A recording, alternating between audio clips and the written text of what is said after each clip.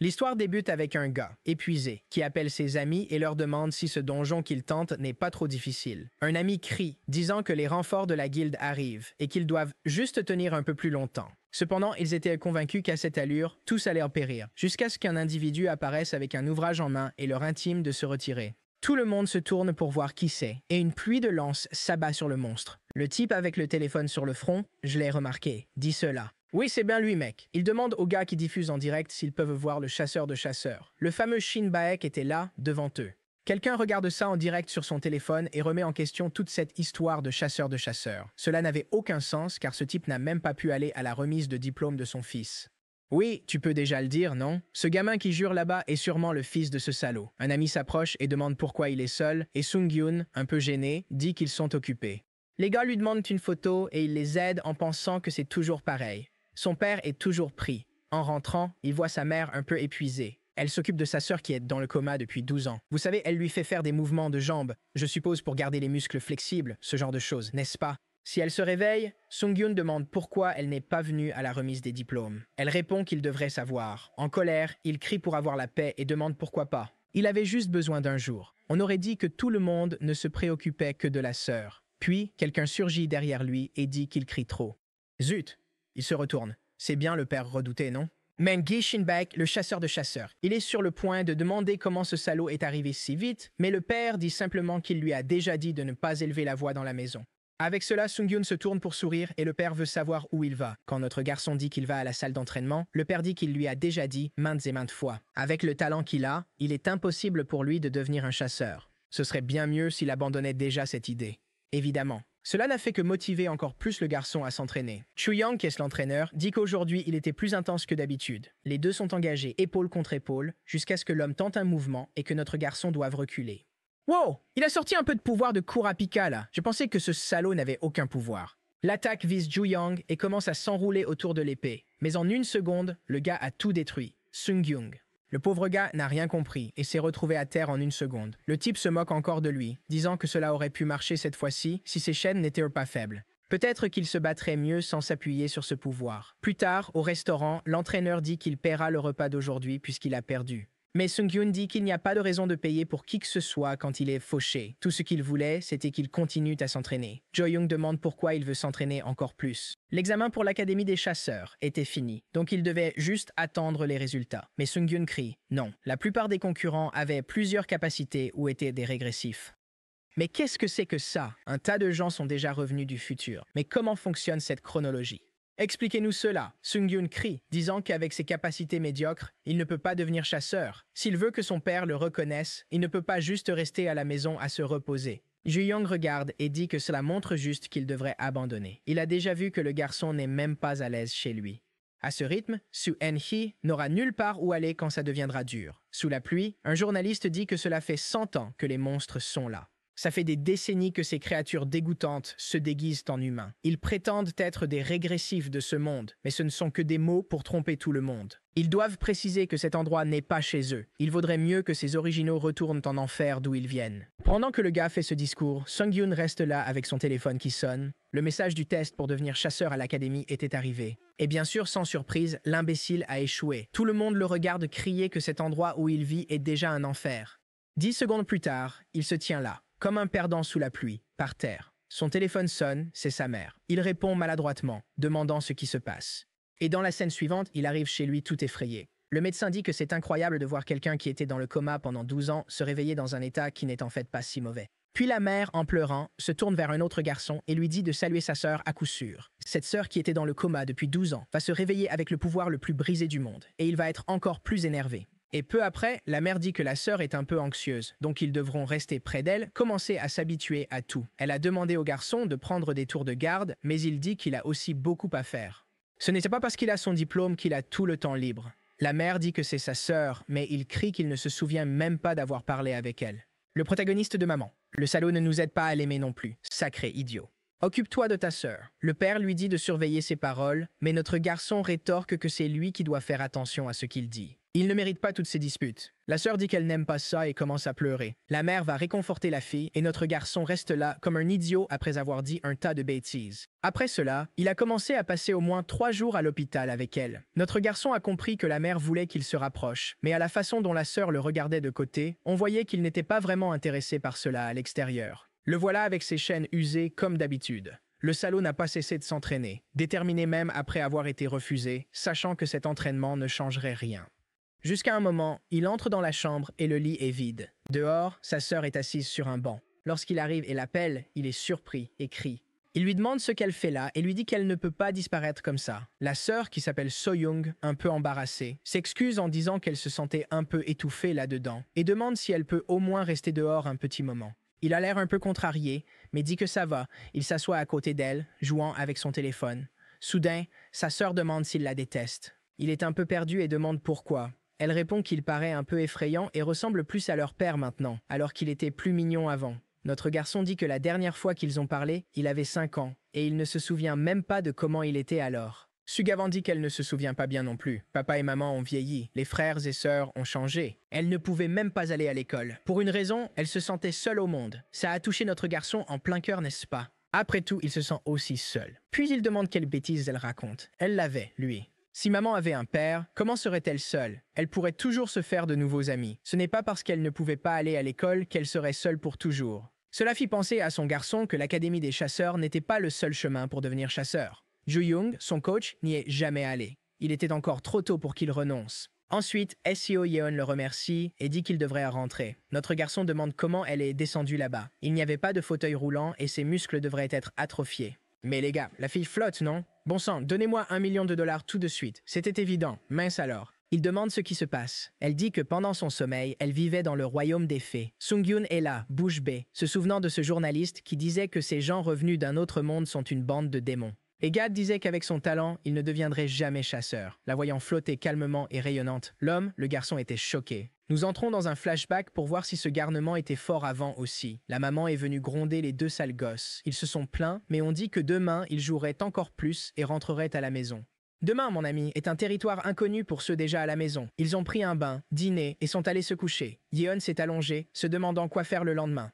C'est alors qu'une étrange fée bleue est apparue, disant qu'elle avait été choisie pour aller dans leur monde et a demandé si elle voulait sauver cet endroit.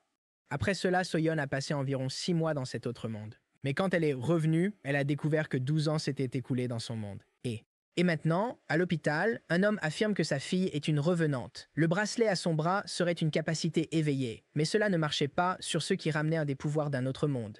L'homme demande à Soyan de parler de l'endroit où elle est allée. Elle dit que la fée lui a expliqué ce qu'elle pouvait et ne pouvait pas faire, comment utiliser la magie, les connaissances pour survivre et comment affronter la reine. Le gars est confus, non? Il lui demande de parler de la reine. Elle dit que la reine était mauvaise dans ce monde, et il y avait une promesse que si elle pouvait la battre, elle pourrait revenir ici. Le gars demande si elle est revenue après avoir tué la reine, et la fille crie que non. Elle a résolu le conflit par le dialogue, et elle n'a pas appris de magie dangereuse. Cependant, le gars dit que rien de tout ça ne compte. Le pouvoir des revenants reste dangereux. C'est parce que la plupart ont acquis assez de force pour sauver un autre monde. Cela suffisait à le convaincre que le pouvoir qu'elle avait reçu dépassait celui d'un chasseur de rang S. Il était courant que les capacités d'un revenant diffèrent de celles qu'ils avaient dans l'autre monde.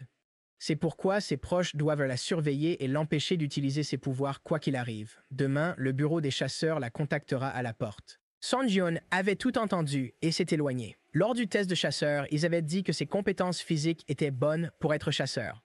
Le souci, c'était que sa capacité ne servait à rien contre les monstres. La durabilité de ses chaînes était pire qu'une chaîne normale. C'est pour ça que sa capacité a été classée rang F. Oh là là! Je pensais que c'était comme les chaînes cool de Kurapika, mais le gamin crève de faim avec des chaînes de supermarché. Juste alors, la sœur est arrivée, un peu gênée, et a demandé s'il était surpris. Il n'avait pas à avoir peur. Rien n'avait changé depuis le passé, mais Sung-yoon lui a dit de partir. Mon Dieu, la pauvre fille s'est ratatinée et a dit qu'elle préférait être seule. Oh, Sung-young. Pauvre fille. Elle tremblait, essayant de comprendre pourquoi, mais il lui a crié dessus et a dit de partir. Mon Dieu. Avec cela, elle se leva et s'en alla. Là, il était dans la rue, seul encore. Soudain, il s'arrête et se demande ce qu'il fait. Pourquoi est-il si pathétique comme ça? Au milieu de ces questions, il remarque des gens se rassembler et se demande pourquoi, au milieu de la foule, se trouvait son père tout ensanglanté comme toujours, n'est-ce pas? Cet homme travaille dur. Pendant ce temps, sa sœur était à l'hôpital, regardant par la fenêtre, se souvenant de la réprimande reçue. Il ne ressemblait pas au garçon d'avant.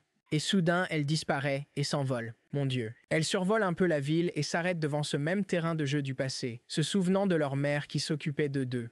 Tout ce qu'elle désirait, c'était retourner à cette époque. Elle pleure, répétant qu'elle voulait revenir. Puis, soudain, des gars apparaissent derrière elle et elle se retourne. Le blond à droite lui demande ce qu'elle fait là et si elle va bien. Elle hésite à répondre et il précise que cet endroit est désert depuis longtemps à cause d'une rupture de donjon. Ce n'était pas bon pour une personne pauvre de vouloir dormir ici. Elle recule, s'éloignant un peu alors qu'il s'approche. Alors qu'elle est sur le point de dire qu'elle va bien et qu'elle connaît le chemin du retour, le gars la frappe soudainement à la tête. Bon sang, c'est quoi ça? La fille est devenue molle et s'est effondrée au sol. Évidemment, le salaud dit encore que s'il l'a frappée, il peut la garder. Mais les gars, la fille se redresse. Le gars demande ce qui se passe, comment cette gamine se relève-t-elle? À voir son expression, elle n'est pas ravie d'avoir reçu ce coup à la tête. Les amis demandent si le gars ne sait même pas se servir d'une batte s'il n'a pas pu lui éclater la tête. Et le gars dit que ça n'a pas de sens. La batte est sale, il a frappé fort. Pendant ce temps, Yeon se demande pourquoi il l'a frappé ainsi. Le gars s'approche encore, disant que peut-être que cette méthode sera meilleure. Mais alors, elle pointe sa main et dit que s'il continue, elle va tirer. Les gars, vous trois, reculez les gars. Je vois que vous allez vous faire embrocher. Les trois personnages secondaires sont impatients de jouer leur rôle. Puis, Seo Yeon se souvient d'un livre de magie donné par la fée. C'était une magie basique nommée arc et flèche. Elle n'avait pas à s'inquiéter car ceux touchés par ça ne meurent pas normalement. Ils restent juste pétrifiés un moment. Dès qu'elle a tiré, n'est-ce pas? Mon Dieu, regarde cette frappe rouge. L'expression du gars a changé tout de suite. Yeon se rappelle que le gars de la guilde l'avait prévenu. Quand un revenant revient, ses capacités changent totalement. Là, elle a ouvert un cratère si profond que tu pouvais voir les deux derrière. Du est tombé là, juste une trace restante, si jeune. En regardant sa main, elle se demandait pourquoi c'était arrivé. De retour à notre garçon au milieu de la foule, l'homme, il y avait le père tenant ce type de YouTube par le bras, tout mort et démoli. Tout le monde demande s'il est vraiment mort. Même son père ne remarque pas que Sung-Yoon est là, observant tout. Le futur Mr. Beast s'est fait attraper. Le père demande pourquoi il est là et où est la sœur. Notre garçon, un peu gêné, demande s'il peut même sortir se promener. Le père le fixe du regard et lui demande si c'est la première fois qu'il voit un corps. Notre garçon répond oui. Le père dit ensuite 4 sur 10. C'était le taux de mortalité chez les chasseurs l'année passée. Sur 10 personnes, 2 subissent des blessures très graves. Normalement, ceux qui restent sont traumatisés et font semblant d'être des chasseurs, et ce schéma perdure toute la vie, pas d'exception pour les débutants ou les vétérans. Il devait comprendre que c'était le monde où il vivait, et voulait savoir si le garçon était vraiment sûr de lui et voulait survivre ici. Soudainement, Sung-Yoon a complètement paniqué. Il a déjà vu qu'il allait se dégonfler par peur de son père et dit non. Le père pose simplement sa main sur le garçon et dit qu'il est sûr que le fils ne peut pas le supporter. C'est pourquoi le garçon est perturbé aussi. La famille maudite est déjà dehors, regardant l'hôpital. Il dit que ça a toujours été comme ça ici. Il n'a aucun pouvoir et tente de nier la réalité ou de rejeter qu'il est faible. Se rappelant quand il voyait son père avec ses chasseurs et leur allure, probablement tous morts. Il ne savait même plus ce qu'il voulait faire. Mais à ce moment-là, en se demandant si devenir chasseur est vraiment ce qu'il veut, il voit sa sœur voler là-bas. Mince, il s'avance un peu gêné et voit vite qu'elle est pleine de sang. Voilà. Elle tient ça de leur père. Il lui dit de descendre, demande si elle est blessée, et ensuite... Alors Yeon reprend ses esprits et se rappelle que le gars a dit que ses capacités pouvaient être dangereuses. Elle répète qu'il ne doit pas s'approcher, tandis qu'il ne comprend rien à ce moment-là. Elle se rappelle du gars qu'elle a fait exploser avec la flèche, lui dit de rester à l'écart, et soudain, une lumière éclate au milieu de la forêt. Plus tard, il est projeté contre un arbre, tout abîmé. Au milieu de tout ça, la sœur est entourée d'une aura violette. Quelqu'un mentionne qu'une personne détruit des bâtiments. Elle pleure follement, et Sung-Yoon lui demande si elle a perdu la tête. Que s'est-il passé? La pauvre fille répète qu'elle veut arrêter, mais en même temps, elle dit qu'elle ne veut pas et perd totalement le contrôle. Elle lui dit de s'éloigner. Les arbres sont abattus, des coups sont tirés partout. C'est vraiment fou. Maintenant, je comprends pourquoi ce journaliste a dit que ces revenants venaient de l'enfer. C'est vrai. Le pire, c'est que Sung-Yoon savait qu'utiliser ses pouvoirs sans réfléchir dans la rue la ferait tuer. Que pouvait-il faire? Il pourrait tenter de l'arrêter, alerter leur père, mais la police arriverait bien plus vite. C'est alors qu'il pense à quelque chose et se demande s'il n'y a rien à faire. En se regardant, il sait qu'il n'a aucune chance contre elle. La meilleure chose qu'il pouvait faire était de fuir. Finalement, rien de tout cela n'était sa faute. Mais soudain, il semble voir un petit enfant là, le fixant, tandis que sa sœur devient folle, disant qu'elle ne veut pas faire ça. Quand elle ouvre les yeux, Madame Shi le voit courir vers elle avec ses chaînes fatiguées, esquivant tout, criant, lui demandant si elle pouvait l'entendre et lui disant de se calmer. À ce moment, notre garçon se rappelle ce que son père a dit, non? Sur le taux de mortalité des chasseurs. Il n'est même pas encore officiellement chasseur et il risque déjà sa vie. Mais en même temps, il en est venu à la conclusion que risquer sa vie est ce qu'un chasseur fait. Puis il crie, lui disant qu'elle doit se calmer et sortir de cette confusion. Soo-Yeon se demande pourquoi il fait tant pour elle. Elle n'est plus la même personne qu'il connaissait. La fée lui prend la main et demande quel est le problème. Elle était l'héroïne qui avait sauvé leur monde, mais Soyon répond non. Dans cet autre monde, elle n'était adulte que physiquement. Elle n'avait pas d'amis et était dangereuse. Elle était à peine arrivée et avait déjà tué beaucoup de gens et tout le monde la détestait. La fée cependant dit que ce n'est pas vrai. Elle n'avait jamais vu quelqu'un risquer sa vie pour sauver quelqu'un qu'il détestait. La chaîne se resserre et ensuite, elle jette le garçon dans ses bras, en pleurant. La police encercle l'endroit, n'est-ce pas, maman? Les choses ne vont pas être simples pour lui. Notre garçon se voit comme un enfant, tout content, et dit qu'au moins il a réussi ça. Un autre gars arrive et demande à son amie si elle a vu ce que ce gamin a fait. Avec cela, la police a géré l'incident. Ils ont veillé à ce que rien n'atteigne les médias. Mais le résultat évident est... Oui, Man Seo-yeon s'est retrouvé en prison. Le gardien arrive et dit que les heures de visite ont commencé. En étant conduite dans le couloir, elle se souvient à quel point sa mère a pleuré dès qu'elle a su qu'elle serait arrêtée. L'homme ouvre la porte et elle croit que c'est sa mère. Mais non, c'est son père. Elle est assise là, tout avachie, essaye d'expliquer les choses, mais il l'interrompt et dit qu'il est là pour la sortir de cet endroit. Cette femme avec des lunettes qui est venue lui parler a le pouvoir de lire les souvenirs des gens. Elle a vu dans les souvenirs qu'elle avait été attaquée d'abord et a utilisé son pouvoir pour se défendre. Selon la loi, cet acte de force était justifié, donc elle ne pouvait pas être emprisonnée pour ça. Soyeon, venant du monde des fées, ne comprend pas cette histoire d'action justifiée et de force légale, n'est-ce pas? Mais le père explique que cela signifie qu'elle n'est pas coupable et qu'elle sera donc libérée. Elle essaie de dire maladroitement qu'elle a tué quelqu'un, mais le père explique que la personne blessée n'est pas morte. Il y a beaucoup d'utilisateurs capables de guérir de n'importe quelle blessure, donc il va sûrement bien maintenant. Les guérisseurs dans ce monde sont vraiment puissants, n'est-ce pas? Le gaz allait bien alors. Mais Soyeon pleure juste, disant qu'elle se sent soulagée. Le père reste silencieux. Puis la femme avec des lunettes demande s'ils ont terminé. Ah, il est dehors et répond oui. Ensuite, la femme dit qu'il ne pouvait pas payer la facture de l'hôpital et qu'il sera sûrement puni pour ça. Le père répond que tout va bien.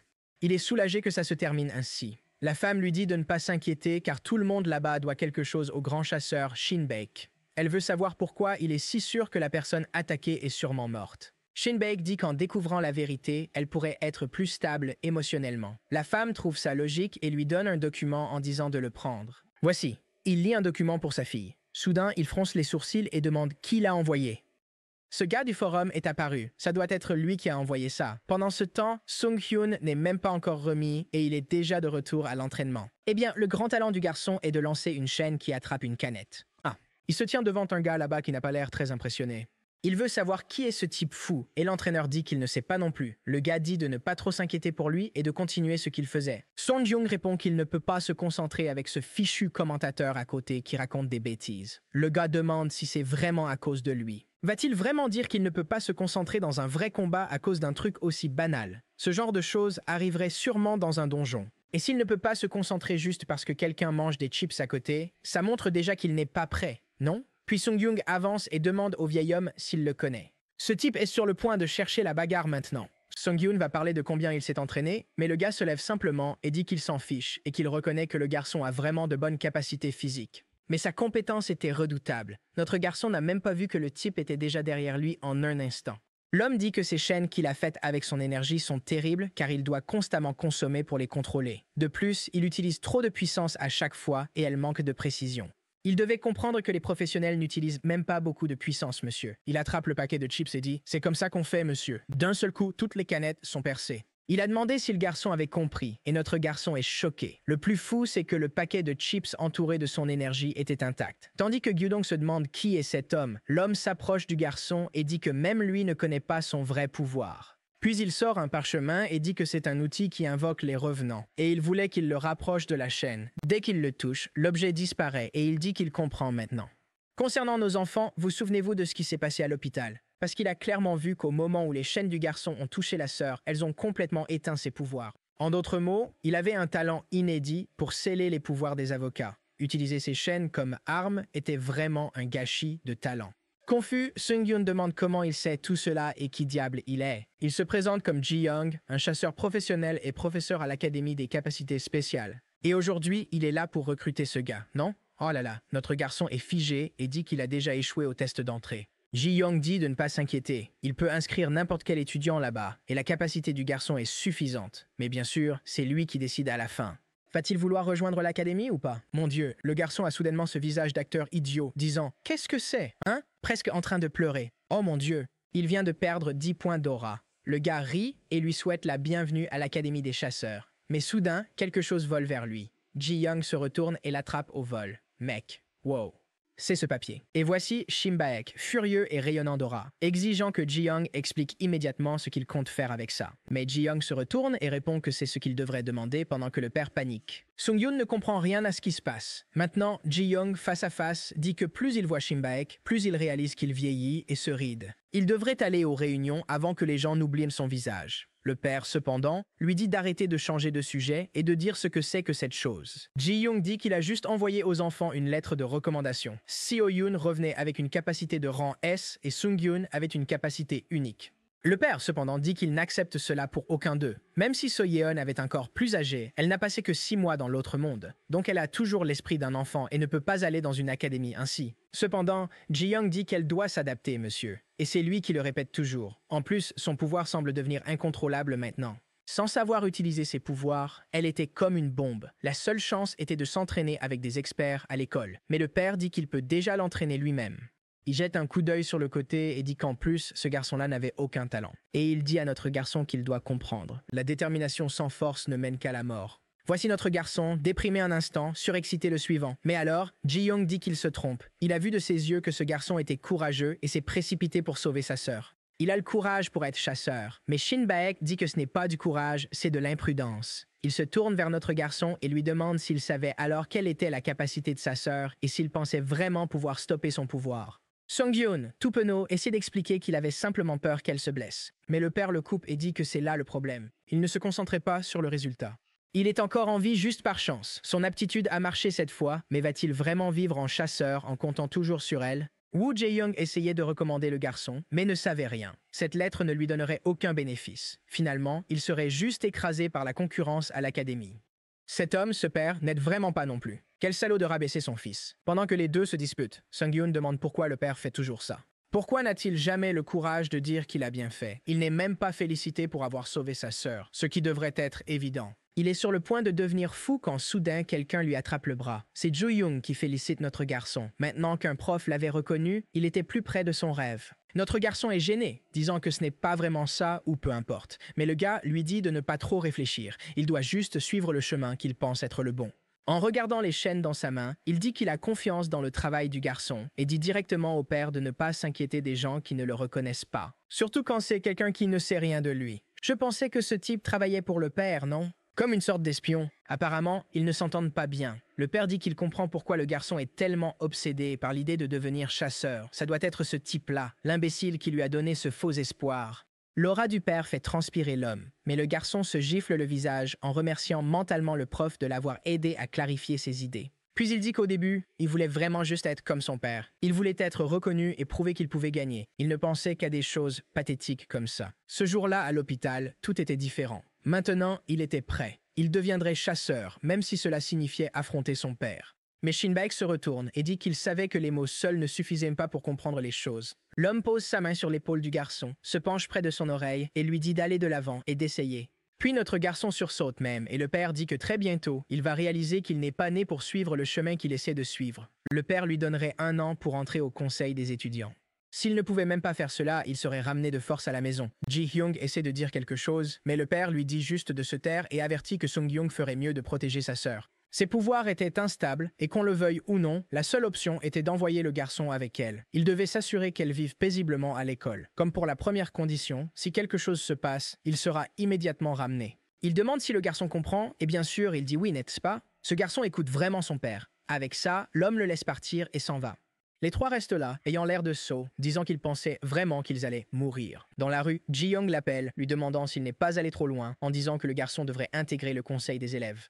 Il devrait savoir que seuls les plus forts pouvaient atteindre cette position. Étant de rang F et encore en première année, ce serait impossible. Le père, cependant, dit que si le garçon a eu le courage de lui dire en face qu'il allait devenir chasseur, c'est le minimum qu'il devrait pouvoir faire. L'ami insiste encore, puis Shin Baek dit qu'il n'a jamais voulu former quelqu'un pour ce chemin. Mais en se rappelant que notre garçon a dit vouloir être comme lui, il se retourne et admet qu'il l'a finalement formé avec lui. De retour à l'hôpital, So-young regarde la lettre d'admission et en est toute heureuse. Le mois de février s'est terminé, et voilà notre garçon s'entraînant avec ses chaînes fatiguées. Mars est arrivé avec un changement soudain, mon ami. C'était le bateau pour les étudiants de l'Académie des chasseurs, et maintenant, c'était En partant, les gars, le prochain chapitre, c'était quoi cette histoire de dire qu'il doit mentir? Il y avait encore des gens là-bas. Tout brûle. On dirait que c'est le père, non? Avec la main qui a tué tout le monde. Notre garçon crie qu'un chasseur ne devrait pas faire ça. Soudain, il se réveille dans son lit. Cheveux blancs. Je ne pense pas que c'était le protagoniste. Qui est ce type? Je ne vais même pas essayer de trop deviner, n'est-ce pas? On le saura bientôt. Celui avec des lunettes demande s'il va bien, car il semblait crier dans son rêve. Il répond oui. Et puis le gars dit qu'il doit être le nouvel élève, car c'est la première fois qu'il le voit ici. Celui avec les lunettes se présente comme Puriam. Quel nom! Un étudiant de 2e année, celui aux cheveux blancs serre la main et dit s'appeler Seol Subin. Ravi de vous rencontrer. Nous sommes sur le bateau. Les frères et sœurs voient une boîte de fournitures, se demandant pourquoi ils ont tant de choses. Allons-nous avoir un arc de survie en forêt comme dans Hunter x Hunter? Je suis partant. Ah, je vois, c'est la valise de notre garçon. On dirait qu'il a pris plein de trucs à son père. Zut, je suis là à rêvasser seul. Soudain, la sœur se lève et dit qu'elle va se promener. Il lui dit de ne pas y aller seule, mais elle répond qu'elle l'appellera s'il y a un problème. Elle sait que la chambre est la 105 et au revoir. Notre garçon réalise qu'il élève un enfant. Il regarde par la fenêtre, pensant que l'important est de savoir quoi faire à partir de maintenant. Pendant ce temps, un blond sur le pont dit que cette nouvelle vie à l'école sera pleine de rencontres et qu'il doit se lier d'amitié avec des gens forts, n'est-ce pas? Pour simplifier la vie. Mais c'est ce qu'un novice penserait. C'est pourquoi Purium agit ainsi. Il semble qu'il ait perdu la tête. Les deux à côté de lui essaient de comprendre ce que raconte ce type fou. Le blond redevient normal et dit que se rapprocher des autres étudiants est bien, mais la prochaine fois, il vaudrait mieux amener une jolie fille de son âge. Celui avec des lunettes s'excuse, disant que ce fou de Woojin est un peu accro aux filles. Je ne blâme pas ce vaurien. Et le voilà, agacé, disant qu'il a cherché partout et n'a vu personne. Mais regarde qui il voit enfin, n'est-ce pas? Un homme nourrissant les oiseaux. Elle est triste que les oiseaux ne prennent pas ses chips quand elle laisse tomber le paquet. Mais, à cet instant, Woojin surgit, le ramasse et le lui rend. Elle le remercie gentiment. Mais ce gars, vraiment, il n'est pas très net. Il dit qu'elle n'a pas attiré d'oiseau, mais qu'elle a attiré quelqu'un d'autre. Elle est un peu confuse. Son ami se demande s'il est correct de laisser ce fou agir ainsi. Purium répond que puisqu'elle ne s'enfuit pas, c'est une révolution. Beaucoup de gens avaient déjà participé. Le seul hic, c'était les frais incroyablement élevés. Suwon dit que c'est logique de payer. Quiconque obtient son diplôme ici n'a plus à se soucier du travail. Mais en pensant à ce chasseur qui a tout brûlé, il dit que tout le monde ne mérite pas cette qualification. Purium jette un coup d'œil et se demande où Woojin allait avec la fille. Il dit qu'il vaut mieux suivre puisque ce gars-là n'a pas toute sa tête. Et les voilà partis, mec. La scène suivante, dans la pièce, elle a amené le gars pour rencontrer notre garçon. Or l'a en fait amené pour le dénoncer. À ce moment-là, elle dit que notre garçon devrait l'oublier. Ce type la suivait. Il lui a demandé si elle avait un copain et l'a même touché. Juste après, de dehors, les amis voient l'idiot se faire jeter de la pièce, où il dit à notre garçon qu'il pourrait discuter un peu. Mais Sung-Yoon va déjà le frapper. Celui avec des lunettes aide pendant que Subin reste assise, se demandant ce qui s'est passé. Ensuite, notre garçon explique qu'elle a dormi 12 ans. À ce moment, les gars s'excusent auprès de la fan, disant qu'ils ignoraient cela. Notre garçon répond que ce n'est pas grave et s'excuse de les avoir frappés sans raison. Ensuite, le gars avec des lunettes dit qu'il doit avoir le même âge que Subin. Et le gars salue notre garçon, qui, étant si beau, ne se soucie pas vraiment de répondre au salut. Plus tard, dehors, Purium lui demande s'il est au département des chasseurs, et il répond oui. Le gars veut savoir s'il y a un chasseur qu'il aime bien ou dont il est fan. Notre garçon dit que non, pas vraiment, mais que son père était chasseur donc il a été influencé. Puis le gars se souvient que son nom est Ji Sung-Yoon et demande s'il connaît Shin-Baek. Oui mec, comme on l'avait imaginé, les yeux de Subin sont déjà grands ouverts. Il se souvient du salaud. Quand notre garçon dit oui, c'est mon père, l'imbécile se fige et les autres sont choqués, demandant s'il ment, disant qu'ils sont fans et tout ça. Mais Subin se souvient bien de qui est Ji Shin-Baek, et maintenant il est là, ne sachant pas comment le traiter. L'homme en face de lui était le fils de cette personne. Purium dit que son père est un modèle. Plus jeune, il rêvait d'être chasseur et le prenait comme inspiration. Notre garçon demande s'il ne veut plus être chasseur et il explique qu'il est maintenant dans l'ingénierie magique. Il n'a aucun talent pour être chasseur. Non, c'est parce qu'il est rang E. Notre garçon réfléchit encore, mais il est ici, de rang F. Et à ce moment-là, la sœur dit exactement ça, et les trois sont surpris. Notre garçon est un peu gêné, et Purium veut savoir comment il est devenu chasseur et a été admis s'il est de rang F. Soyun intervient avant qu'il ne puisse parler, expliquant qu'ils ont été admis sur recommandation. Il se gratte la tête, se balance, mais on va sûrement finir par le détester. Non, man. Ensuite, il interpelle Purium et lui dit qu'en s'entraînant dur, il pourrait aussi devenir chasseur comme lui. Ou du moins, Yuno a pu entrer dans le département pour passer les tests. Évidemment, Subin doit penser que ce gamin est juste un enfant gâté qui est là grâce à son père. La fille. Le voyage continue avec Puriam qui apprend à sa sœur comment jouer sur la Nintendo Switch. Woojin drague les filles, et notre garçon fait les 100 pas. C'est alors qu'il voit Woo-jin là-bas au bord et va lui demander s'il a le mal de mer. Il répond que oui, et notre garçon s'arrête à côté de lui, puis le gars demande pourquoi il veut devenir un chasseur. Sung-gyung commence à dire quelque chose à propos de son père, mais Seol Subin l'interrompt et dit que ce n'est pas ce qu'il demande. Il veut connaître ses croyances. Quel est son état d'esprit? Sans prévenir, l'homme passe en mode coach pour transformer le garçon. Il se rappelle ce moment où il se voyait enfant, mais dit qu'il n'est pas sûr, qu'il n'y a pas pensé si profondément. Seo Sobin ajoute que quand on regarde les infos, on voit toutes sortes de gens devenus chasseurs sans la bonne motivation. Ceux qui veulent juste de l'argent facile ou être célèbres. Notre garçon est d'accord qu'il y a des gens comme ça, et le gars continue de parler. Manseon dit que ces gens ne comprennent pas que devenir chasseur n'apporte pas seulement des avantages, mais aussi des responsabilités. Et c'est pourquoi il déteste les Hunters. Confus, Sung-gyun demande pourquoi il veut en devenir un. À quoi il répond qu'il veut être quelqu'un qui peut sauver tout le monde. Il veut donc dire à notre garçon de ne pas aller à l'académie. Sung-gyung s'arrête un instant et demande de quoi il parle. Subin dit que c'est ridicule qu'il ait dit à Purium qu'il pourrait devenir un chasseur même en tant que rang. Quand une personne s'éveille, c'est terminé. Son rang est fixé et ne change pas. En plus, entrer dans cette académie coûte très cher à moins d'avoir des relations. D'accord. Tu es comme lui avec le père riche qui paye pour tout. Pouf, mec. Il ne sait pas que son père n'est pas vraiment de soutien. Sung-gyun lui dit de faire attention à ses paroles.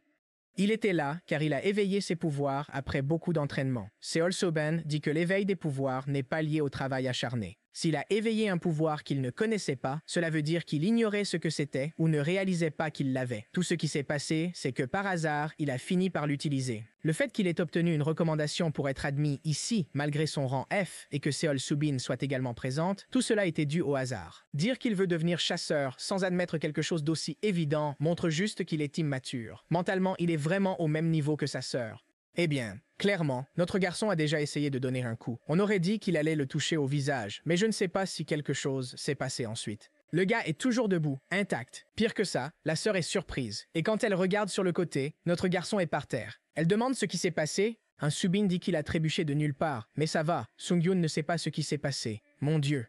Juste quand son poing allait toucher le visage du gars, la trajectoire a changé et il s'est retrouvé par terre. Et le salaud se tourne toujours vers notre garçon et dit qu'un type comme lui, qui ne peut pas se contrôler et qui frappe comme ça, va juste ternir la réputation des chasseurs. Se détourne en disant que s'il avait un peu de bon sens, il abandonnerait simplement. Mais ensuite, mec, un truc attrape son pied. C'est encore la chaîne en porcelaine de notre gars. La sœur est surprise et maintenant le costume est à terre. Et puis le protagoniste dit que peut-être, oui, il est arrivé là par hasard, mais qu'il n'allait sûrement pas abandonner par choix. Qui?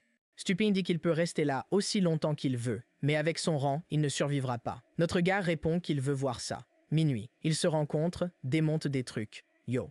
Appelez le gars pour un rendez-vous à minuit. C'est quoi ce gamin? Un duel romantique?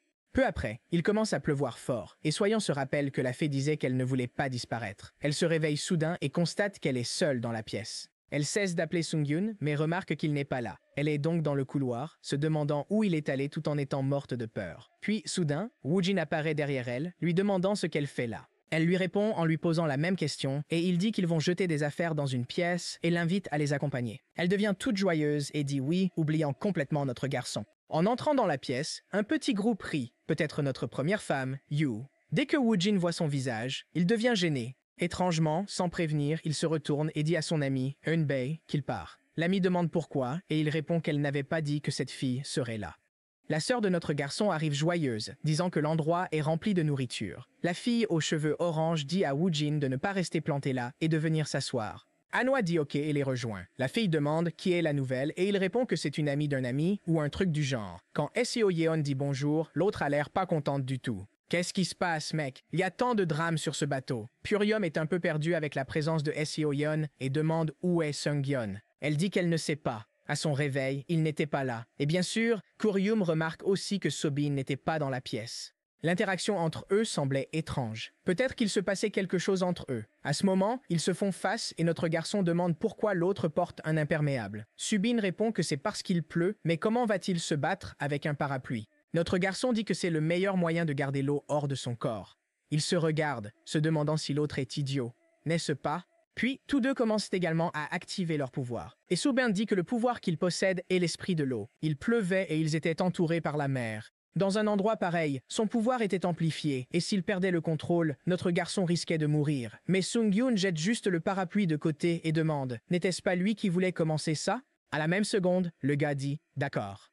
Puis l'esprit de l'eau commence à voler vers Sung-Yoon et tire une décharge. Un laser, mec. Il esquive, ce qui surprend le gars, puis il active la chaîne et la lance dans sa direction. Le type dit « c'est impressionnant ». Mais bien sûr, la chaîne est facilement détruite. Pour un rang NAF, c'était pas mal. C'était juste étrange que la chaîne soit plus faible qu'une vraie. Sung-Yoon est déjà choqué, mec. Le salaud avait deux esprits. Je suis juste là pour dire qu'avec ce qu'il utilise, il n'accomplira rien. La résistance était si faible qu'elle ne pouvait même pas être utilisée pour attaquer ou se défendre. Et voilà notre garçon qui fait des acrobaties, esquivant tout. C'est tout ce qu'il lui reste. Une fois de plus, il tire sur la chaîne, lance une autre attaque, mais la chose se brise contre le mur.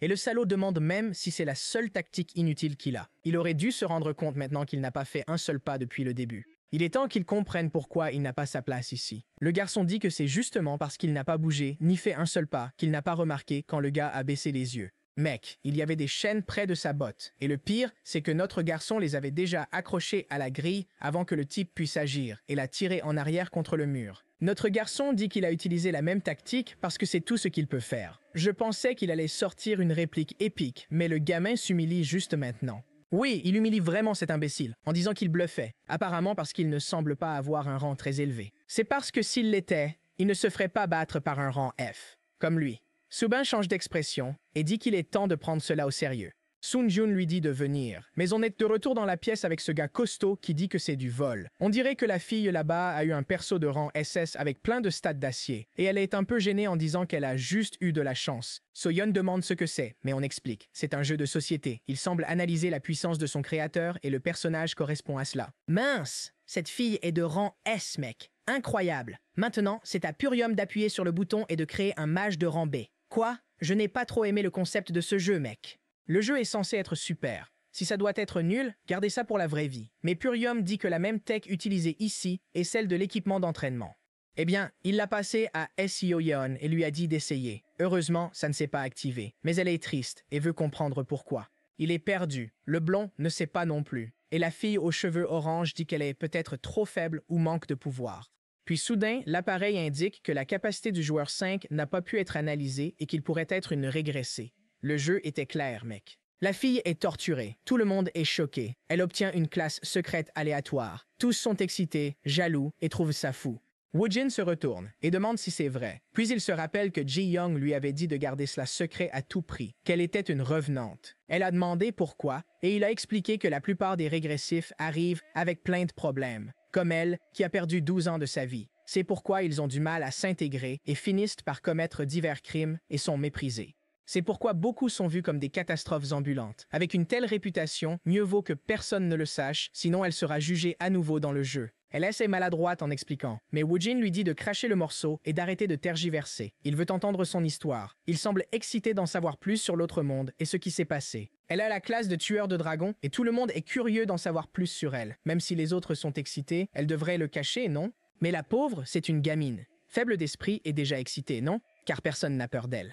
La fille aux cheveux bruns dit qu'il s'en moque. Et à ce moment-là, elle s'excite et dit d'accord, elle va leur dire. Bien sûr, celle aux cheveux orange n'aime probablement pas ça du tout, n'est-ce pas, man? Elle dit qu'elle a entendu que la plupart des régressifs affrontent de nombreuses créatures et adversaires. Avait-elle déjà tué quelqu'un alors? Soyeon se rappelle du gars dont elle a percé la poitrine. Mais juste quand ça devient intéressant, on retourne au tribunal avec Subin, disant que c'est dommage, car même si ses techniques et sa stratégie étaient bonnes, rien n'a suffi puisqu'il s'est retrouvé à terre. Il a dû comprendre que parfois le pouvoir facile que certains obtiennent dépasse le dur labeur des autres. C'est pourquoi beaucoup abandonnent leurs rêves à cause d'un faible classement, tandis que d'autres, déjà en train de montrer la sœur, acquièrent des capacités inattendues et deviennent intouchables. C'est comme ça que le monde marche, que ce soit le pouvoir, la famille ou les capacités. Il y avait une limite à ce qu'on pouvait faire juste avec le pouvoir de Beau. En entrant à l'Académie des chasseurs, il allait découvrir des gens bien pires, plus cruels et plus forts que lui. En gros, il y va juste pour souffrir. Notre garçon, bien que l'homme dise que son père n'était même pas de rang S ou A au début. Pourtant, il a déjà fait plus que quiconque classé A ou plus. Il a nettoyé de nombreux donjons de rang A et S, et sauvé beaucoup de gens. Tout cela grâce à un effort pur. Il est peut-être de rang F, mais il n'allait pas céder facilement.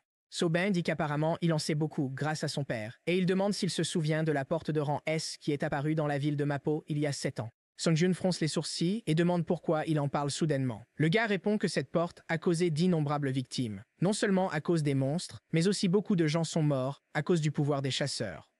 Le protagoniste demande pourquoi il en parle, et Subin répond que c'est parce que personne ne critique plus ce qui s'est passé alors. Sung-Gyun va dire que les chasseurs avaient alors raison, mais Subin l'interrompt et dit que c'était son père qui avait tué sa sœur cadette et qu'il était absurde de dire qu'il n'avait pas le choix. Sacrifier beaucoup pour en sauver quelques-uns. Un chasseur doit protéger tout le monde. Il demande encore ce que Seol Subin veut faire, pourquoi il endure tout ça et quel type de chasseur il souhaite devenir. Pendant tout ça, quelqu'un écoute discrètement. Et bien sûr, nous sommes de retour, juste quand la fille aux cheveux orange a demandé si elle avait déjà tué quelqu'un. Personne ne pouvait rien dire. Et bien sûr, Soyan est devenue gênée. Elle a bafouillé et s'est levée soudainement, disant qu'elle allait aux toilettes. Elle a mis sa main sur sa poitrine, un peu gênée, et s'est enfuie. L'imbécile a ri, puis Purium a demandé à Midori pourquoi elle avait mentionné ça sans raison. Elle s'excuse un peu maladroitement et dit que la fille est de toute façon dans le département d'ingénierie. Même Purium dit non, elle est dans le département des chasseurs. Soudain, la fille change d'expression et dit que dans ce cas, elle n'est pas prête. Un chasseur ne tue pas juste des créatures. Parfois, il doit aussi tuer des gens. Prendre des vies, c'est le boulot. Avec cet état d'esprit, elle n'était pas prête à être là. Alors Yeon est allée ailleurs sur le bateau. Son cœur battait fort et elle se demandait sans cesse pourquoi elle avait fui. Elle disait juste qu'elle n'avait tué personne. Mais penser à ce moment où elle a tiré cette flèche faisait battre son cœur. Elle sent toujours qu'elle ne mérite pas d'être là. Encore une fois, elle pense à la fée et se demande si elle pourra vraiment se faire de nouveaux amis. Puis, quelqu'un apparaît à côté d'elle. C'est la fille qui était aussi dans le jeu. En disant salut et se présentant comme Modan. Elle demande si elle veut rejouer dans la salle, mais SEO Yeon dit juste non. La fille trouve ça dommage car c'est la première fois qu'elle voit quelqu'un obtenir une classe secrète. CEO, Yeon s'excuse, mais dit qu'elle n'est pas sûre de vouloir participer. Penser à ce qu'elle a vécu l'a effrayée. Modan dit qu'elle comprend ce qu'elle ressent. Elle s'est éveillée tardivement au lycée. Le problème, c'est que cela s'est produit en plein milieu d'un cours. Elle a perdu le contrôle et de nombreux amis ont été blessés. Mais malgré cela, elle croit en elle et elle n'allait laisser personne l'intimider. Surtout parce qu'elle a repris le contrôle et a réussi à survivre à cela. Tout ce qu'elle doit faire, c'est faire de son mieux pour éviter que cela ne se reproduise. Puis, SEO Yeon se souvient quand elle a parlé à Suyan, la fée des rêves, et lui a demandé s'il y avait déjà eu une pierre qui pleure et comment elle avait bougé. La fée dit qu'elle lui a juste parlé et la pierre est partie. Oui, c'était bien une pierre qui pleurait. Maintenant, cela a du sens. La fée dit qu'elle a partagé sa douleur avec la pierre. Grâce à cela, elle s'est sentie mieux et est partie. À cause de cette pierre, les nuages de gens partagèrent les mêmes larmes. Ainsi, beaucoup d'amitiés se sont formées. Soyeon a souri et a dit qu'elle avait raison. Tout ce qu'elle a à faire, c'est essayer. Alors qu'ils pensaient retourner dans la chambre, une attaque survient et attire leur attention. Ils la suivent et, bien sûr, se retrouvent en plein milieu du combat du protagoniste. Au moment où Sobin parlait de l'incident de Mapo il y a 7 ans, Sung-Gyun a répondu que personne ne blâmait le père parce qu'il n'était pas en faute à l'époque. Il avait ses raisons et c'était nécessaire, non? Quand le gars a crié que sa sœur était morte et que son père était un meurtrier, Soyeon a été surprise et s'est cachée, cherchant à comprendre de quoi il parlait. Elle n'a clairement entendu que, il y a 7 ans, son père avait tué la sœur de Subin. Puis le gars demande pourquoi Sung-Gyun voulait devenir chasseur. Le protagoniste répond qu'il sait déjà que Subin veut être un chasseur qui sauve tout le monde. Mais lui, en revanche, n'a jamais vraiment réfléchi au type de chasseur qu'il veut devenir. Et il sait que beaucoup de gens sur ce bateau pensent de la même manière que lui. Mais qu'il ait un objectif ou non, s'il prenait cela au sérieux et faisait de son mieux, c'est ce qui comptait à la fin. Mais cela rend Subin encore plus en colère, qui dit qu'ils sont complètement différents l'un de l'autre. Il y est retourné, mais notre garçon a esquivé, attrapé son ventre et l'a jeté au sol. Ce type, Subin, n'a pas toute sa tête non plus. Franchement, sans prévenir, il crie. Un laser jaillit de lui, déchirant les nuages. Puis un des esprits s'approche du visage de notre garçon et l'envoie au sol. Mais il remarque quelque chose d'étrange.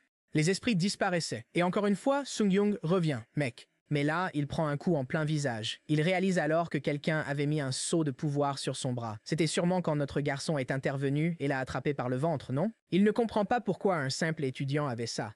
Évident, non? Ce salaud a tout pris à son père. Et puis notre garçon dit qu'à la fin, il se fait encore bien tabasser. Subin, furieux, s'en prend à lui encore, tandis que sa sœur se demande ce qu'ils feront. Puis quelqu'un apparaît à côté d'eux, demandant ce qui se passe. En plein combat, Subin se demande pourquoi cette personne avec un but si insignifiant prend les choses si sérieusement. Il dit que, peu importe l'objectif, ce qui importait, c'était ses actions. C'était totalement faux, il n'était pas pareil. Puis, Subin se rappelle le jour de cette danse, quand il s'est réveillé dans un désert au milieu de nulle part. Mon Dieu. Autour de lui, il y avait de nombreux corps de gens morts et enterrés. Ce jour-là, il a couru sans fin à travers les ruines, se demandant pourquoi cela lui était arrivé. Quelle coïncidence l'a plongé dans cet enfer. Le sol était couvert de sang, mais les étoiles brillaient plus que jamais. Il trébuche, tombe au sol et se demande pourquoi personne ne l'a aidé dans cette tragédie. S'ils avaient été chasseurs, ils auraient dû aider tous. Puis il voit une illusion de lui plus âgé, disant qu'il deviendrait la personne dont il avait besoin, quelqu'un qui sauverait tous. Maintenant, il se rappelle que Sung-Hyun disait qu'ils étaient pareils, mais il était certain que si ce n'était pas le cas, alors ils étaient vraiment différents, car il se demandait toujours pourquoi les chasseurs avec les meilleurs pouvoirs les utilisaient seulement pour des désirs égoïstes. Il dit alors à Sung-Hyun de prendre cela plus sérieusement. Sung-Hyun répond simplement que comprendre la responsabilité et pourquoi il veut être chasseur est la raison de sa présence ici. Ils se fixent un instant, quand soudain, ils entendent tous les deux un bruit sur le côté. Ils tournent la tête. Un gars étrange avait tiré en l'air. Et Bo demande qui il est. On avait observé plus tôt que c'était Purium qui se trouvait là, mon Dieu. Demandant ce que les deux faisaient et pourquoi ils ne s'arrêtaient pas déjà. Il commente qu'il pourrait se blesser. Et à ce moment-là, Soyeon se souvient du gars qu'elle a tué. « Fille, calme-toi maintenant. » Mais elle est calme, disant qu'il valait mieux les arrêter tout de suite. Purium demande comment et elle dit juste d'arrêter les deux mecs. Il suffit de s'interposer et ils s'arrêteront. Mais le gars dit qu'un combat entre experts, c'est comme se jeter dans une fusillade. Puis Soyeon imagine que si elle se jette au milieu, cela pourrait activer ses pouvoirs, ce qui serait encore pire. Le garçon la regarde et lui dit de rester là, qu'il va gérer. L'arme qu'il sort est un outil magique qu'il avait, et c'est ainsi qu'il a tiré et l'a fait partir.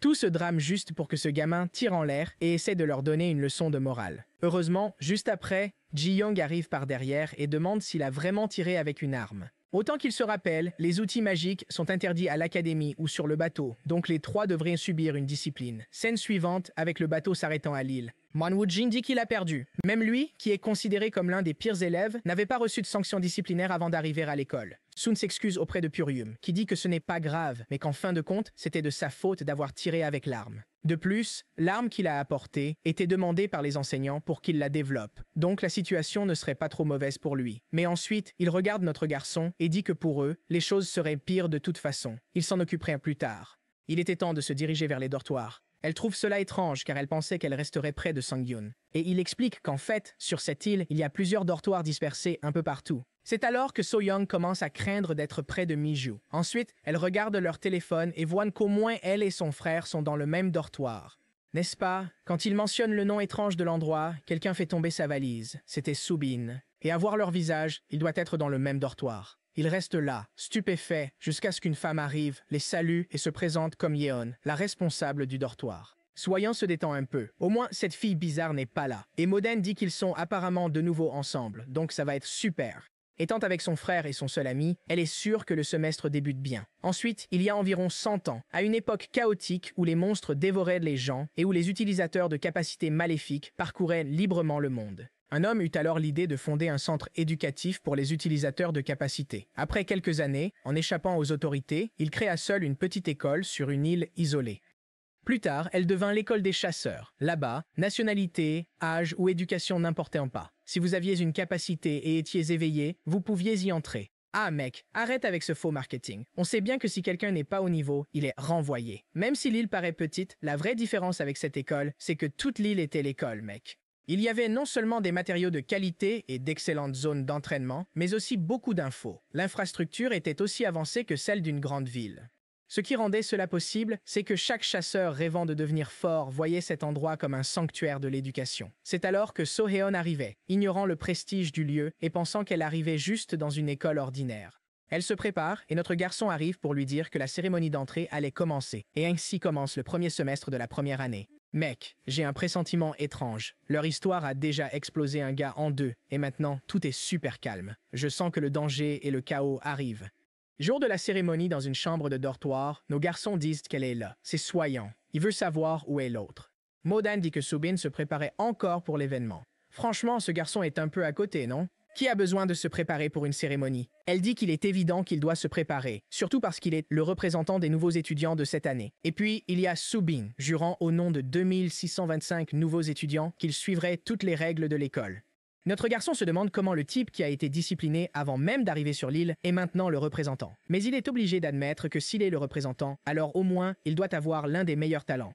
Ce canon à eau qu'il a vu monter montrait qu'il pouvait causer autant de dégâts qu'un rang A. Mais que se serait-il passé s'il ne s'était pas battu sur le bateau sous la pluie, ou s'il n'avait pas aussi préparé ce plafond de puissance? Il sait que si Sumon avait tout donné dès le début, ses chances de gagner auraient été bien moindres. Mais le truc c'est que, comme son père l'a dit, il ne doit pas seulement survivre, il doit entrer dans le conseil des étudiants. Il n'a pas eu le temps d'être heureux juste parce qu'il a été admis. Les cours débutaient juste après la cérémonie, et il pense qu'étant donné que c'est une école de chasseurs, il va découvrir plein de choses intéressantes. C'est alors que Young, le superviseur, apparaît et dit « Seo Yeon doit retourner au dortoir maintenant. » Elle explique que sa classe va être différente parce qu'elle n'a même pas terminé l'école primaire. Et Yeon dit que pendant les premiers jours d'école, tandis que les autres assistent au cours du matin, elle étudiera pour réussir le test d'équivalence. Elle demande ce que c'est et la femme dit que ce sont juste les bases, vous savez? Elle doit étudier les maths coréennes, l'anglais, les études sociales, les sciences et tout ça. Évidemment, la pauvre fille détestait déjà ça parce qu'elle pensait qu'elle était là pour utiliser ses pouvoirs. Mais elle est déjà dans la voiture et s'en va. Peu après, c'est le premier cours de notre garçon. La première chose que Safadi allait étudier était l'éthique des chasseurs. Étrangement, tout le monde a cette petite chose rouge dans l'oreille et Subin se demande où est le professeur. Si le cours commence dans 1 minute, il doit évidemment être du genre ponctuel. Dès qu'il est dès midi, la porte s'ouvre et quelqu'un avec des cheveux entre. Tout le monde regarde et voit les gars sur une sorte de overboard, mec. Tout le monde regarde et mec, je veux dire, j'ai dit overboard, mais c'en est vraiment un. Je ne pensais pas que le type allait arriver comme ça. Le gars regarde tout le monde et dit « Enchanté » en japonais. Se présente comme Hajiwara Jin et souhaite la bienvenue à tous. Avant tout, il précise qu'il déteste l'école. Pas seulement celle-ci, mais la plupart des institutions. Mettre 40 personnes dans une salle est très inefficace, car personne n'est au même niveau, surtout en considérant que les étudiants ont des capacités spéciales et que chacun est différent. Ils doivent aussi être têtus et avoir leurs propres principes. Lui, par exemple, aime être très efficace. En suivant cette idée, il pose la première question. La plupart des monstres petits et moyens pourraient être éliminés par l'équipement militaire moderne, mais seuls les chasseurs sont envoyés dans les donjons. Pourquoi pense-t-il que c'est le cas? Tout le monde se regarde sans savoir quoi dire, et il dit que c'est juste à cause de l'économie. Il dit que c'est parce que les armes et les chars coûtent très cher, et que le profit des pierres magiques pourrait ne pas couvrir le coût. Par contre, un chasseur ne fait que manger et déféquer. Même en exerçant beaucoup de force physique, il reste très rentable. C'est ainsi que le métier de chasseur est né. Au final, tout tourne autour de l'argent. C'est pour ça qu'on les appelle chasseurs, pas héros ou super-héros. Mais bien sûr, pour eux, l'argent n'est pas le seul coût. En plein combat, ils doivent apprendre à utiliser le moins d'énergie physique et mentale possible. Ils doivent être optimisés et choisir la meilleure stratégie pour se battre. Sinon, ils pourraient manquer de puissance. Au milieu du donjon, Sung-Yoon se souvient que Ji-Young disait qu'il dépensait trop d'énergie dans tout ce qu'il faisait. Et le professeur dit qu'il n'y a rien de plus commun et stupide que de mourir d'épuisement en combat. En gros, l'efficacité était la qualité principale qu'un chasseur devait avoir. Il interpelle un enfant devant, déjà surpris. L'homme demande sa capacité et il répond qu'il est sorcier de construction. Exactement comme notre garçon, mec. Jamais entendu ça. Le professeur veut savoir la portée de l'aptitude et il dit 100 mètres max. Puis, le professeur demande s'il peut décomposer des minerais et des trucs comme ça dans une structure physique. Le gars hésite un instant avant de répondre et le professeur l'assaille de questions, voulant savoir combien de kilos il manipule à la fois, à quelle vitesse il manipule les choses et avec quels matériaux il travaille le mieux, puis il le confronte avec ça. Il dit que s'il ignore tout cela, c'est un échec. Il ne se connaît même pas, encore moins imaginer comprendre l'ennemi. Avec les infos qu'il a, il est impossible de construire une stratégie en bataille. Sung-Yoon observe simplement, pensant que le pauvre gars n'a même rien fait et s'est déjà fait démolir. Puis Hajiwara le regarde et appelle le garçon aux cheveux bouclés. Notre garçon demande sérieusement et le gars dit oui, mais lui dit d'aller de l'avant et de dire sa catégorie. Notre garçon reste silencieux et le gars veut savoir pourquoi. Tout embrouillé, hein? Il dit qu'il ne sait rien de ces histoires de catégorie. Ensuite, le prof est choqué, comme un enfant ignorant les maths dans le monde des chasseurs. Même Subin est choqué qu'il ne sache vraiment rien du tout. Puis l'enfant à côté de lui commence à s'énerver en demandant s'il a perdu la tête. Pourquoi dit-il qu'il ne connaît même pas sa propre catégorie alors que ce jour-là sur le bateau, il faisait le fier? Sung-Yoon dit que c'était la première fois qu'il entendait parler de ce truc de sorcier de construction. So-bin le regarde avec des yeux écarquillés, demandant s'il ne sait vraiment rien.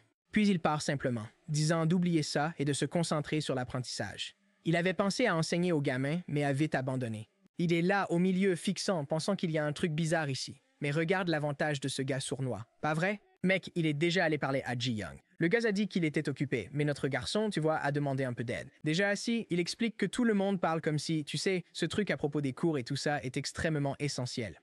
Il trouve ça étrange, car il a lu plein de livres, des fichiers en ligne et tout, mais il ne sait rien là-dessus. Ji-Hyung s'appuie en arrière et dit que l'Internet et les livres ne l'aideront pas ici. Puis il se penche et demande s'il peut poser une question. Avait-il au moins une licence d'utilisateur de capacité? Gêné, Sung-Yoon ne répond pas encore. Le gars sursaute, demandant comment c'est possible. Même s'il ne voulait pas être chasseur, un utilisateur de capacité doit en avoir une. Notre fille dit qu'il n'a jamais pu en obtenir. Les enfants et ados ont besoin de l'accord parental. Ji-Young a compris. N'est-ce pas? C'était la faute de ce salaud de Shimbaek qui a tout fait pour l'empêcher de devenir chasseur. Il explique ensuite qu'au moins sa sœur, qui est une revenante, doit avoir une licence, mais elle est complètement perdue. Elle demande une licence pourquoi. Yeon a apparemment reçu un appel de Ji-young, non? Et il vient juste de le découvrir. Alors, il ferme son téléphone et notre garçon dit que ça va. Quand il deviendra adulte, il en obtiendra un. Mais le gars dit qu'il est fichu si c'est le cas. De plus, il veut savoir comment l'enfant s'est entraîné s'il ne sait rien. Sung-young dit qu'il s'entraînait physiquement avec Ju-young, mais Ju-young disait qu'il ne pouvait pas enseigner beaucoup sur la capacité du garçon car c'était trop complexe et qu'il ne savait pas de quoi il s'agissait. Mais Ji-young dit que ce n'était pas le cas. Il ne l'a pas fait. Pas qu'il ne savait pas, mais qu'il ne pouvait pas. Notre garçon, perplexe, demande pourquoi. Et l'homme répond que lors de l'inscription, il faut signer une licence spéciale, créant un pacte. Ce pacte assure que chaque chasseur avec une licence informe les autres sur les capacités. Cette connexion relie toute l'énergie des chasseurs, donc c'est impossible à rompre. C'est pourquoi l'information dans les médias ou sur Internet n'est que la partie visible de l'iceberg. En dehors de cela, la plupart des informations sont fausses, juste pour embrouiller tout le monde. Sun-yoon, perplexe, demande pourquoi il y a tant de restrictions sur ce contrôle. Ji-young explique que c'est parce que les capacités sont très dangereuses par nature. Même l'utilisateur le plus insignifiant pourrait tuer beaucoup de gens selon comment il l'utilise. Le souci, c'est qu'une capacité est invisible. On ne peut pas simplement l'enlever de la main de quelqu'un comme une arme. Cela rend les décès causés par eux encore plus difficiles à tracer ou comprendre. Si tout le monde apprenait ce pouvoir facilement, la sécurité publique reculerait d'environ 100 ans, à une époque où la mort était courante. Notre garçon se gratte juste la tête, n'ayant jamais entendu parler de tout cela. Et Ji-young, tout comme moi, réalise que ce gamin est incroyable et qu'il a traversé l'enfer à cause de ce maudit père qui ne lui a rien appris et s'est assuré qu'il n'avait aucune chance. Même ainsi, le garçon l'a impressionné. Il avait des instincts bien entraînés, et c'était bizarre qu'il soit allé aussi loin dans des conditions si défavorables. Maintenant, il est heureux car il est sûr que le garçon a du talent. Il dit ensuite au garçon qu'au moins il y a une bonne nouvelle. Même sans licence, les étudiants de cette académie obtiendront la qualification nécessaire. Il lui tend un cube bleu et dit qu'il s'appelle Blue Cube. Le nom est bon. Cela donnait accès au réseau d'infos exclusif pour les chasseurs. C'était pour lui. Maintenant, il allait lui envoyer un message plus tard et il devait étudier les sites qu'il avait organisés autant que possible. Sung-young se lève et le gars lui dit simplement de ne le dire à personne. Il ne sait rien.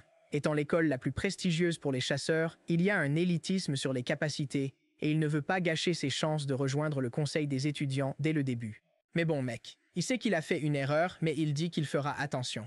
Pendant ce temps, Soyeon a aussi reçu un cube, mais celui-là est rouge. La jeune fille lui demande d'appuyer. L'objet s'ouvre et elle est confirmée comme étudiante. Une fenêtre s'affiche et la femme commente que cela ressemble à ChatGPT. Demandez n'importe quoi sur les chasseurs et il répondra. Elle est étonnée que l'objet soit prêt à tout dévoiler et le cube confirme. Posez la question et il parlera. Elle se prépare et demande ensuite si le système connaît l'incident qui s'est produit à Mapo il y a 7 ans. Elle veut savoir exactement ce qui s'est passé ce jour-là. Le système répond que les mots sont ambigus et qu'il ne comprend pas. Quel type d'incident mentionne-t-elle? Elle va dire que c'est celui où beaucoup de gens sont morts et où son père était là. Mais la femme l'interrompt et dit que ce genre de question n'est pas une bonne idée. Que diriez-vous de poser les mêmes questions que ses amis? Peu après, le professeur lui dit de regarder le chat de l'école. Apparemment, il y a des messages anonymes invitant à manger, d'autres postant des photos de chats. So Hyun dit que ça semble normal. La femme répond oui, les étudiants sont normaux, pas fous comme certains. Jusqu'à ce qu'un message demande qui était en cours de théorie des chasseurs aujourd'hui. Il y avait un gars là-bas qui semblait ne rien savoir du tout. La personne demande comment il s'appelait, et quelqu'un d'autre répond que c'était un gars nommé Ji Song-yeon. On dirait que le garçon ne connaît même pas sa catégorie. Alors, comment a-t-il été admis ici? Elle voit déjà plein de gens critiquer son garçon, et certains disent même que l'école est corrompue. Mais dans le petit coin à droite, quelqu'un dit qu'il est mignon. Où es-tu, vilaine fille? Montre-toi à nous. Pendant ce temps, notre garçon se promène dans l'école, étudiant un peu, n'est-ce pas? Au moins, il essaie. Un message demande s'ils doivent enquêter. Et maintenant, quelqu'un est devant lui. Celui qui a répondu dans le chat qu'il y avait un moyen de le découvrir dit bonjour. Ce sont deux journalistes qui demandent s'il est Ji Sung-yoon du département des chasseurs. Dès qu'il confirme, le gars s'excite déjà et dit à Emily de prendre la caméra. Bon sang, ils ne vont vraiment pas faciliter la vie du pauvre gars qui est déjà tout chamboulé, ne sait rien, a un pouvoir enchaîné fatigué et se fait encore malmener. Le gars dit qu'il est du club de journalisme de l'école. Ils suivent toutes les nouvelles intéressantes. Sans prévenir, il met une bague au doigt de notre garçon. Assez suspect, mec. Le truc s'allume et notre garçon demande « N'est-ce pas, qu'est-ce que c'est ?» Le journaliste rit et dit que, comme tout le monde l'a dit, il ne sait vraiment rien du tout. Cet appareil mesurait le rang et a déjà confirmé qu'il est de rang F. Soudain, le gars lève le bras et dit qu'un rang F a été admis comme chasseur. S'il publie cela dans le journal, ce sera évidemment un gros titre. Pendant que le gars rapporte les nouvelles, Sung-yoon n'est pas du tout content et demande qui lui a permis de faire quelque chose comme ça. Mais le gars tend le micro et demande quelles astuces il a utilisées pour être admis. Les rumeurs disent qu'il a payé beaucoup à l'école. Certains disent qu'il est le fils d'un chasseur très célèbre. Mais notre garçon perd son calme. Il s'approche du journaliste et lui demande de baisser la caméra. Elle a peur et obéit, mais l'ami refuse. Elle ne peut pas se dire journaliste en agissant comme ça. Sung-Young dit juste que ça va devenir physique s'il ne rend pas la bague. Le type étrange, souriant comme un fou, dit que s'il veut que l'interview finisse, il devra le mettre à terre, ce qui est impossible pour un étudiant de rang F. Mais le voilà au sol, suppliant qu'on le laisse partir, promettant de rendre la bague. Pas besoin de s'inquiéter. Pourtant, Sung-Yoon se demande déjà comment entrer dans ce conseil étudiant avec des gens pareils autour. La scène suivante montre que les changements sont vite arrivés. Ajiwara annonce que les tests de combat contre les créatures se feront en équipe de 3 minimum. Le gaz en débardeur dit à Sung-Yoon que son équipe est presque complète. Un autre répond qu'il n'a malheureusement pas de place pour le garçon non plus. Et une fille dit qu'il n'accepte que des personnes de rang C ou supérieur. Quel était son rang? Le pauvre gars voit déjà que tout le monde va le rejeter. Alors, il va voir le professeur et lui dit qu'il n'y a pas grand-chose qu'il puisse faire. Personne ne l'accepte dans une équipe. Pauvre garçon. Et Hajiwara répond simplement que si c'est le cas, il va devoir passer le test tout seul. Il est surpris et effrayé, mais il est déjà face au monstre du test. Avant qu'il puisse dire que c'était injuste, il en a déjà pris un en plein visage et est tombé. Il savait qu'il serait traité comme ça, mais ne s'attendait pas à un changement si rapide. Et avec ça, il a un score de 0. Dans une autre classe, un prof appelle l'élève Ji Song-Yoon et lui demande de créer une stratégie de donjon en se basant sur ce qui est écrit au tableau. Le pauvre gars, il apprend encore les capacités. Comment peut-il déjà créer un plan de donjon? Le type lui pose sans cesse des questions et il se trompe à chaque fois. Et puis le professeur s'en prend déjà à lui et veut savoir pourquoi il est même ici. Il s'excuse juste, n'est-ce pas, un peu en colère, mais il ne peut pas dire grand-chose. À la cafétéria, il est là, furieux. Il se fichait des étudiants, mais les profs étaient traités ainsi et ça commençait à l'agacer. Parce que ce salaud n'arrêtait pas de lui poser des questions tout le cours, sans parler qu'il lui donnait les questions les plus dures. Comment était-il censé savoir la faiblesse d'un monstre de 1986? Puis Sovium arrive et donne un coup de pouce à notre garçon, mais il est surpris. Modan arrive et la pousse, lui faisant un petit signe de la main et une grimace. Watari lui dit qu'avec la terrible réputation qu'il a, il vaut mieux ne pas trop s'approcher de sa propre sœur. Autrement, la pauvre va souffrir par association. Et les choses deviendront plus difficiles pour elle aussi, surtout parce qu'il ne se souciait pas de ce genre de traitement. Du début à la fin de l'école, il a toujours été seul et rien n'a changé. Son seul souci, c'est cette histoire de conseil des élèves. À ce rythme, obtenir une offre sera dur. Il avait besoin de quelqu'un de fort à ses côtés, et voilà qui arrive. Soban demande s'il va manger seul. Chaque fois que notre fille demande ce qu'il fait là, et Subin l'ignore simplement. Il dit bien sûr, personne ne veut être ami avec la personne qui ne sait rien. Bon sang, Seol Subin, as-tu toujours été seul? Car dès que quelqu'un s'est assis en face de toi, tu t'es levé. Jusqu'à ce que Subin dise qu'il avait quelque chose d'important à dire. C'était à propos de sa sœur aînée. Il demande quoi? Et le gars dit que c'est parce qu'elle est dans une situation pas top. Il est un peu perdu et lui demande d'expliquer. Mi n'avait jamais pris le temps d'y penser, mais sa sœur était vraiment un peu plus âgée que lui. Puis, il réalise qu'hier, Seo Yeon a aussi participé à ce test de créature. La blonde se retourne et demande ce qu'elle fait là, debout sans agir. Elle est un peu confuse, ne disant rien. Et la femme lui demande si elle ne sait pas utiliser une arme ou pourquoi elle n'a pas utilisé de capacité. Mogyeon lui dit de se calmer et affirme qu'elle a fait de son mieux pour que tout se passe bien. La blonde veut argumenter, mais elle se retourne et dit « d'accord », puis oublie ça, sur le côté. Soyeon s'excuse et Soobin entend tout ce qu'il dit. Il semble que les choses se soient arrangées, puisque Modan s'en est occupé. Mais apparemment, Soyeon est déjà critiqué dans sa classe. La pauvre fille pense que, comme prévu, depuis ce jour-là, elle a des difficultés à utiliser la magie. Ji-Young avait déjà dit que si elle utilisait ses pouvoirs et se mêlait à ce désordre Ji, elle finirait sous le radar des profs. Elle se rappelle du gars qu'elle a tué, de l'incident d'il y a 7 ans avec son père, et de toute cette histoire de cube. Personne ne la laisse s'expliquer. Tout cela la fatigue et la rend confuse sur pourquoi l'école est si épuisante. Soudain, elle s'endort et se réveille plus tard pour voir que le cours est fini. Elle se demande quel idiot dort pendant un cours important. Puis elle remarque quelqu'un à côté d'elle, un homme.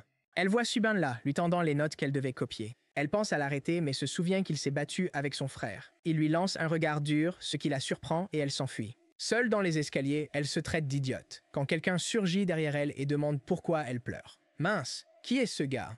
Ah, d'accord. C'est le gars du jeu de société? Peut-être qu'il est sympa. J'espère qu'il lui dira de ne pas être triste pour un truc aussi insignifiant et qu'il lui proposera de montrer les notes. Elle le remercie, il devient gêné. Le gars dit de le suivre, mais en arrivant dans une autre pièce, Junil appelle Eun Bae pour montrer les notes à la fille. Seo.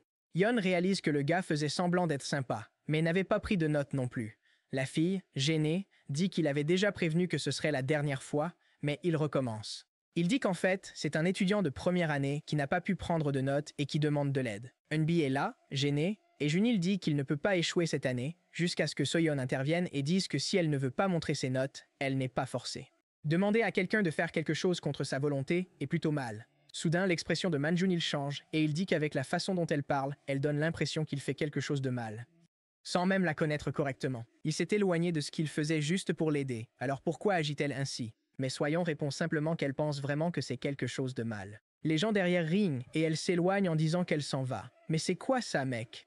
La personne la retient par le bras et dit qu'elle ne partira pas ainsi. Apparemment, elle est vraiment talentueuse pour faire passer les gens pour des idiots. Elle lui dit de la lâcher, mais il répond qu'elle devra clarifier ce malentendu avant de partir. Bam! Soyon frappe son nez. Qu'est-ce que c'est, Ma? Toute la salle est choquée et Jun-il, stupéfait, saigne, essayant de comprendre comment elle a pu blesser son corps. Était-ce une sorte de capacité? Elle dit non et il dit que c'est impossible. Il a le corps d'un artiste martial. Quelqu'un avec son physique ne devrait pas pouvoir causer de dégâts.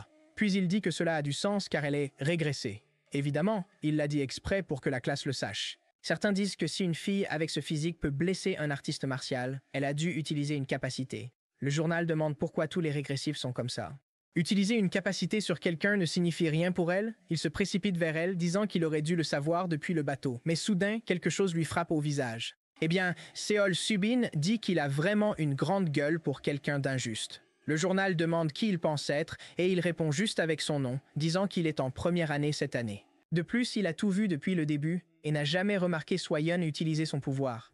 Jun, il affirme que c'est impossible. Elle a dû l'utiliser, sinon elle n'aurait pas pu le blesser. Maintenant, il comprend que Subin a aussi utilisé une capacité. Mais il ignore ce que l'idiot a dit et affirme que Jun, il devrait savoir que les régressifs ont une capacité physique bien plus élevée. En plus, personne ici n'a vu de pouvoir utiliser. Donc, c'est clair qu'elle n'a rien fait. Même si elle l'avait fait, c'est lui qui a attrapé son bras en premier. Il a révélé son secret exprès et s'est précipité sur elle. Comparé à utiliser une capacité, ses actions étaient pires. Junil le suit, disant qu'il va s'en prendre au gamin mince. Mais mec, soudain, un éclair de lumière apparaît derrière lui et il dit qu'il ne fuit jamais un combat. Étrangement, des filles proches lèvent un panneau avec son nom et Jun. Il comprend qu'il va être battu et humilié.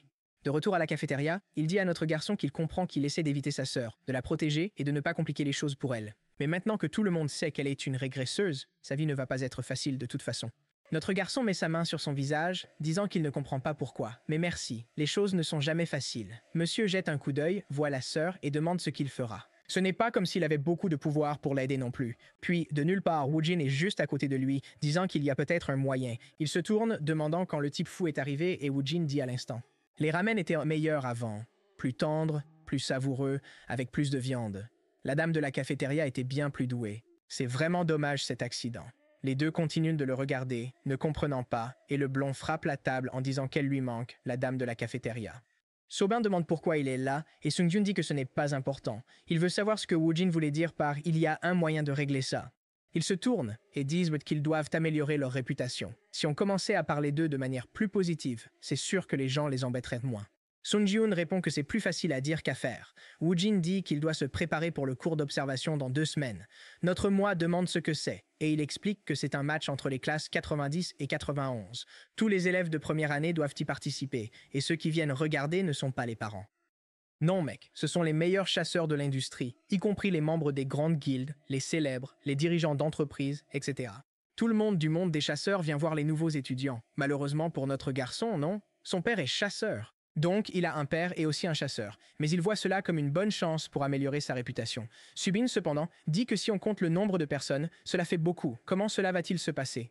Le gars dit que l'an dernier, ils étaient divisés par identifiant étudiant. Si rien n'a changé, ce sera pareil. Il doit juste trouver un étudiant de randé pour s'entraîner et montrer ses compétences. Si notre garçon le voulait, il pourrait nommer un enfant vraiment faible. Mais bon, ce n'est pas ce qu'il veut. Woojin est déjà un peu perdu. Et bien sûr, ce salaud veut se battre contre un rang A ou S. Plus tard, à la bibliothèque, il se rappelle avoir parlé à Ji-Young et demandé à voir les dossiers des étudiants. Évidemment, le gars a dit que seuls les enseignants pouvaient voir ça. Mais le gars rusé, semble-t-il, lui a remis la carte pour livrer le message de bienvenue à Chi Ji-yeon. Il a vérifié les étudiants pour savoir qui étaient les régressifs cette année. Il ne le dit pas, mais il semble les avoir découverts. Et maintenant, le plan est de les défier dès que le cours d'observation commence. Puis, quand tout le monde regarde, il doit juste utiliser la chaîne pour immobiliser cette personne. Mec, c'est un plan si évident et simple. Aucun doute que ça va mal tourner. Changement de scène vers un autre dortoir où Jung-gil frappe la table en disant que ce fichu So-yoon l'a fait passer pour un idiot. Miju veut savoir ce qu'il va faire, et il dit que la meilleure occasion est lors du cours d'observation. Il va montrer à ce gamin qui est le patron. Meiju rit et dit qu'elle n'est pas trop confiante que le gars qui a fini avec le nez en sang à cause d'une gifle va gagner. Elle était d'accord que c'est facile de détester ce Sonyan et demande s'il veut qu'elle s'en charge. Jimil demande si elle pense gagner et elle répond oui, mais en échange, il lui devra une faveur. Junil insiste encore, disant que ses chances sont faibles. La fille est une régresseuse, mais Miju dit que c'est justement pour ça que ce sera plus facile. Et voici un saut dans le temps, mes amis. 2 semaines sont passées et notre garçon est prêt. Il ouvre la porte et bon sang, madame. Une arène entière est remplie, mon pote. Et le gars rusé dit qu'il est temps de faire ses preuves. Pendant ce temps, Soyeon est en classe, disant qu'elle n'a encore rien pu faire. Apparemment, il s'agissait d'utiliser un crayon pour couper de petits blocs. Je n'ai pas bien saisi. Puis Jigyong l'appelle et lui demande de le suivre un instant. Ensuite, il dit qu'il l'emmène là où se passe le cours d'observation, mais ils sont un peu perdus. Elle demande s'il y a vraiment un cours ici. Il répond oui et lui dit de passer par cette porte. Il y avait plusieurs chemins menant au sous-sol de la zone 13. En descendant, il lui demande si elle est déjà allée sous terre auparavant et elle répond non. Puis il dit qu'à l'époque, l'école était un grand secret. La majorité des bâtiments n'étaient pas situés en surface, mais bien enfouis sous terre. En continuant sa descente, elle découvre une ville immense. Elle demande pourquoi ils ont une base secrète. Il répond que c'est pour garder les choses les plus dangereuses et importantes. Des objets incroyables et des outils magiques qui pourraient causer chaos et destruction.